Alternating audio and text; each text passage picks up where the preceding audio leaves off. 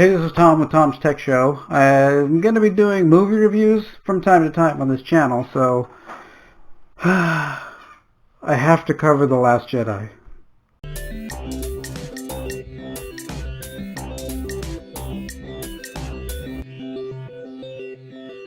Welcome to Tom's Tech Show. I'm Tom, and I'm going to be doing movie reviews from time to time. Anytime I go to a movie or show, I'm just going to kind of review it.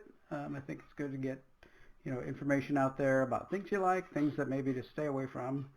Um, and I don't think I can do that without giving everybody a focus on my view about The Last Jedi. I have loved Star Wars since I was a kid. I first saw um, the Episode 4, or Star Wars as we knew it back then, before it became rebranded as A New Hope, in the theater when it was brand new in 1976. My parents took us. It was, I remember coming home, sitting in the back of the car, looking out the window up at the sky, and just seeing their X-Wings flying all over the place, and just reenacting that in my mind as a kid.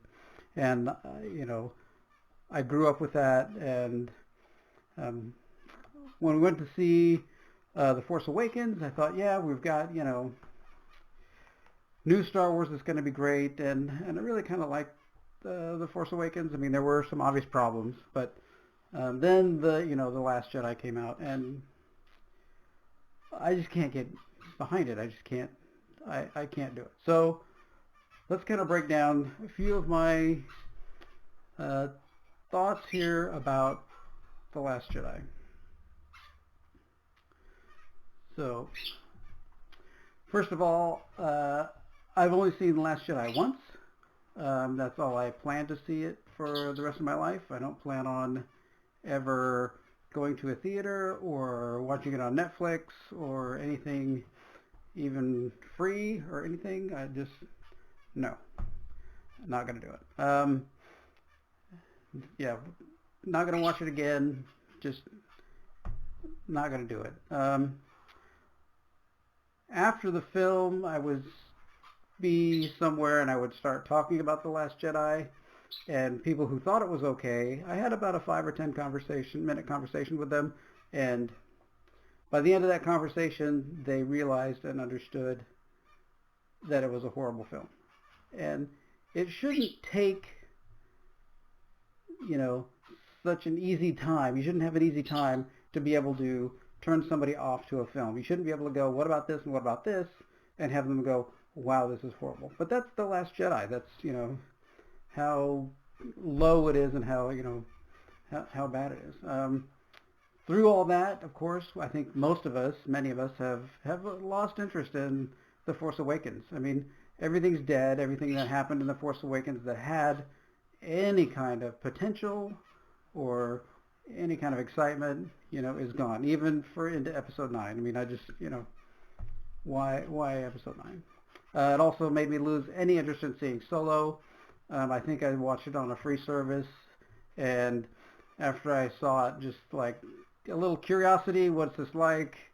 And I saw that deserves its own video for what it was, and no, not doing any solos or anything anymore. And I think the real problem is, I mean, I know people that work for Disney. I know people that work directly on Star Wars and Marvel property. And they just tell me, well, it made $1 billion, so we're going to keep making them and doing them the same, so Disney doesn't see a problem. So they just think, oh, I don't care about, there's enough people to go see it, so why change? And I think that's going to be the message going forward. I think that's going to be what we're going to get, and it really, really disturbs me. It really, makes me lose heart in anything moving forward in the Star Wars, franchise. I just don't think Disney's going to change anything. I think the last meetings that they had with Kathleen Kennedy and Kevin Feige and all, where they were all brought in together, that were rumored about these meetings, was just that they were going to shut down the bashing of fans on social media. I think that's all that was. I think because right after that meeting, most of it kind of stopped, and I think being toxic back to lifelong fans was not helping them, and it was continuing and fueling this message that Star Wars is moving on to be a dead property. As far as Episode 9, I'm not going to go see it first day. Not going to go see it first week. We do have a theater here near us that only charges $3.50 for tickets. Usually films end up there about 6 weeks after, so if I want to go see it on a big screen, I might go there, but I really don't have any plans on that. I mean, the other shocking thing of going back to Solo is day and date of Solo release, the earliest first showing of Solo at Disney's theater, the El Capitan in Hollywood. I live maybe an hour and 15 minutes away from there. 5 minutes before the film, you could have bought tickets to the film. This doesn't happen for Marvel properties. This didn't happen for The Force Awakens. But Solo, no. Last Jedi, I think that sold out, but I think further showings, stopped selling out really quickly. So that's another indicator to me whether it's good or bad. Can I buy tickets last minute at the El Capitan Theater? Because if I can, there's no demand. They may say, oh, everybody's going to see it, but no, that's a key indicator. The Disney Premier Theater not having a sold-out opening Disney show. So next I want to get into just some kind of general problems with the movie and what I saw as just some details, right, of what was going on and what I saw in the film. First of all, right out of the gate, this phone call thing with Poe, I'll sit on hold, blah, blah, blah. No, that's not Star Wars. That has nothing to do with Star Wars. That's, not even funny. I didn't think it was funny. I didn't, everybody in our theater that we were in just kind of went silent, like shocked, like, what is this and why is it? No. Next is the bomb bay doors in space from the bombers, flying out at the beginning of the movie. It's like, so you have someone falling down there, which, okay, but then there's nothing. I mean, even in Star Trek, right? You open a door to space in Star Trek, you see a blue haze, a blue little shimmer, because there's this force field there that's holding air in, and in many movies they'll like touch it, like, in First Contact they touched it. It's like, see, this is a force field, there's something here that's making it safe. Well, there's nothing like that. No little thing like that could have just saved that part of the scene before that went on, and I thought that was just lame and bad, bad production, bad special effects. The part afterwards where Leia slaps Poe, I'm not into that. That's completely out of character, which is most things were out of character from the first movie to the second movie. It's like, okay, let's take and rewrite all these characters to something else, even rewrite them from what they were originally. It's not my Star Wars. Turning Finn into just a joke. I mean, when he comes out, I mean, there's every spoiler here. If you haven't seen it, don't. So I'm giving away everything. But Finn comes out and he's in this squirting outfit. No, this isn't funny. This isn't anything. This just completely removed you from the movie. It's like you start looking around like, are people laughing at this? Or no, they're not. They're sitting here squinting their eyes at like, what is going on? This is dumb. So all the scenes on Octo, I could just do without. I don't need to have the history and the character of Luke Skywalker destroyed. I don't need him, sucking teats and spearfishing and ignoring people and becoming such a wimp. I don't need that. I don't care for that. And Rey doesn't learn anything. All she learns is that the Force is a joke. That's all she learns. And that all it's going to do is make you, a horrible person. And why would you want that? Why would you even continue on with that? It just, yeah, another pointless, horrible writing part of the movie. Canto Bight. I guess the story here with Canto Bight is be careful where you park your spaceship, because if you're not the right type of person, you'll get arrested, for parking in the wrong place. Fine. Okay. Horrible. They pick up DJ, who is also not a really great character, anything. There's more flaws with his character further on in the movie. And I don't think you can have a review or comment anything about The Last Jedi without going and mentioning the Mary Poppins Leia.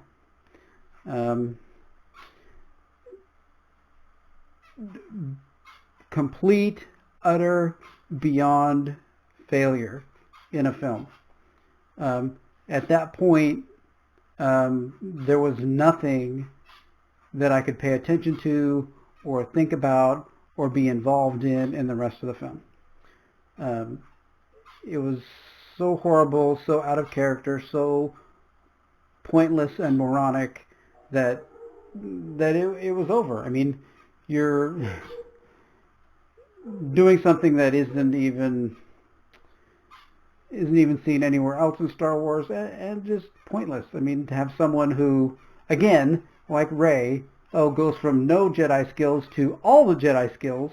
So we have Leia, who goes from basically no Jedi skills, she can kind of hear her brother and sense her brother, to now I'm flying through space even though I'm frozen dead. No.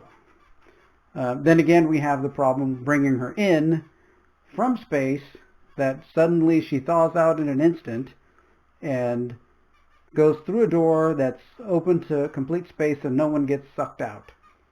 Okay, and there's no little shimmer of a force field or anything. Again, just someone who doesn't understand science fiction, who doesn't understand writing, who doesn't understand story, obviously was involved in this, and that, just completely ruined that. I was done with the film by then if I wasn't, that point. Kelly Marie Tran seems like a wonderful, fun-loving, just a great, absolutely great person. Every interview that you saw, she was just so excited and so happy, and it just seems so approachable and wonderful. I feel bad that she was directed in a way in the film that just made her character pointless. And that's what it goes back to. That's what all this goes back to, is character direction.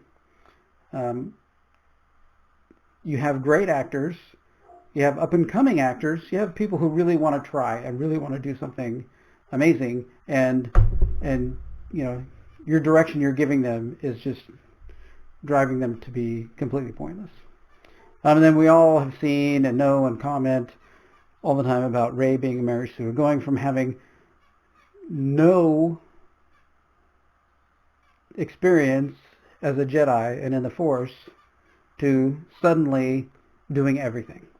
And, you can wave a stick around, but that doesn't get you into, what, like, Luke went through, in his training with Yoda. It doesn't get you there. It doesn't get you through what Anakin went through, his years. How long was it from when he was a kid in Episode 1 to Episode 2? 10 years? Something like that of training? A long time. Not, a day. To now suddenly we can do, all the Force things. No. It's just not believable, and it's not, not approachable in any way. And since there, one page of bullet points wasn't enough, we have to go on to page 2. So we have this part of the film where the Resistance is going to Crate, because they need to send a message, and there's stuff there to defend themselves, but they need to send a message to the rest of the Resistance so they can come and help them. But they can't do that until they get to Crate. But yet, Finn and Rose down below the ship are sending a message to try and get help? Why can't you, as, Admiral Purplehair, why can't you send a message? You got people elsewhere on the ship sending messages, don't seem to have a problem, but you can't to try and get help? I mean, make no sense. I mean, just horrible writing. Just, I can't even get past how horrible the writing is. So Finn and Rose go on their pointless adventure and come back with DJ, get on the First Order ship to disable the lightspeed tracking thing, and somehow they magically know that only one's active at any given time. Again, horrible writing. But DJ gives up Finn and Rose and becomes a traitor and turns on them. And DJ gives up their plan for what the plan of the Resistance is. Well, if you were paying attention to the film, which at this point in the film is really hard to do, you would know that Finn and Rose don't know the plan of trying to get to Crate. They have no idea that that plan even exists, because Admiral Holdo Purplehair wouldn't tell anybody for, again, no apparent reason. Horrible writing. This seems to be a horrible writing page of points, where the other one was bad character direction. Hey, I made a theme, okay? It's fine. So DJ is now giving up information that he doesn't have.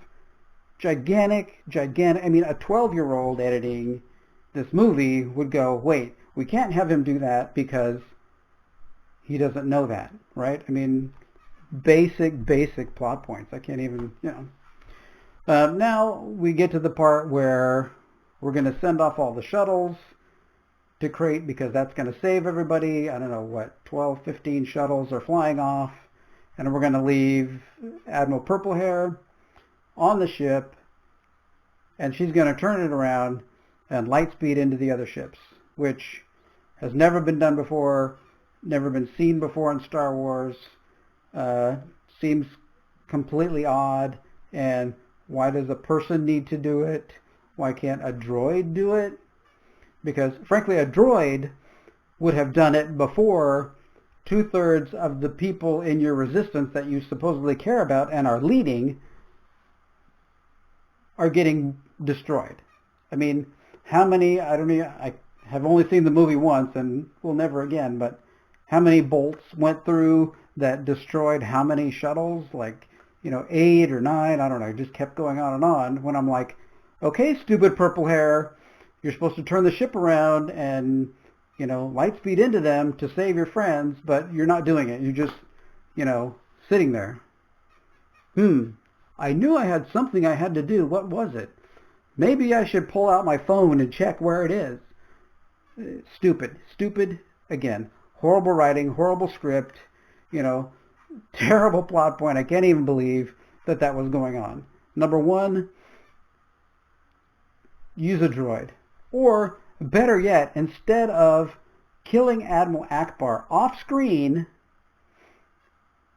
and using whatever social justice or whatever you want to call it to have to switch that for Purple Hair Lady, give Admiral Akbar, a beloved character, a beloved and meaningful ending by letting him do it. He would have gone right away and saved everybody instead of, letting half your Resistance die on the way to this planet. So the next point is Luke doesn't physically show up at the end. He's Force Ghost, Force Appearance, Force Projected, whatever he's doing to be there, and it just provided no impact, no real climax to the end of the film. I mean, it was a joke, it was a prank on him, which would have worked if it were earlier in the film, but as the very last scene, the very end of the film, I just don't buy it. I mean, if it would have been Luke there doing some kind of force thing to hold all that energy back, that would have been incredible, right? So, so that's kind of my thoughts and stuff on The Last Jedi. Um, like I said, I don't plan on going seeing Episode 9 or any other Star Wars movie really at a big theater or putting any money into it. Just not invested in it anymore. It's kind of gone its own way, and there's still people that go see it. I mean, The Last Jedi made $1 billion, so and that's all that Disney sees, and they'll continue to do that until continue to go down this path. I think J.J. Abrams is going to try and put back his original plan from The Force Awakens to kind of manipulate things back to where he wanted them to be, but it doesn't seem like the narrative is going to change at all. So I like doing these kind of movie reviews from time to time. When we go see something, I review it. If you want to see more, like and subscribe. I do a lot of other tech things. That's part of my daytime job, is kind of getting that information out there. All the movie reviews and things like that are its own entertainment playlist, so you can just head to that. But thanks for watching. I'm Tom with Tom's Tech Show, and God bless.